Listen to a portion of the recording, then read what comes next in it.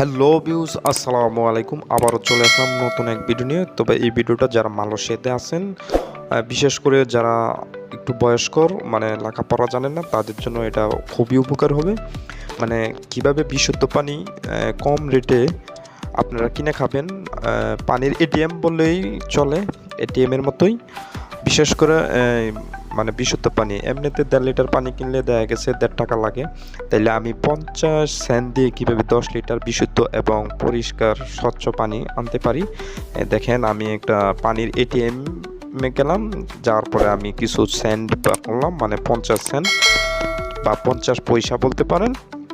তো এই যে দেখেন, আমি 50 সেন্ট বা করলাম, বা করার পর আমি এটিএম মেশিনে মানে ওয়াটার এটিএম মেশিন আমি দিলাম। দেওয়ার পরে ওই যে দেখেন মিনিট আছে, মানে তখন একটা সবুজ সুইচ আছে, সুইচের চাপ দিলাম, দেখেন ওই যে পানি পড়ছে। ভালো থাকেন, সুস্থ থাকেন, আবারও দেখা হবে নতুন কোনো ভিডিওতে। আসসালামু আলাইকুম।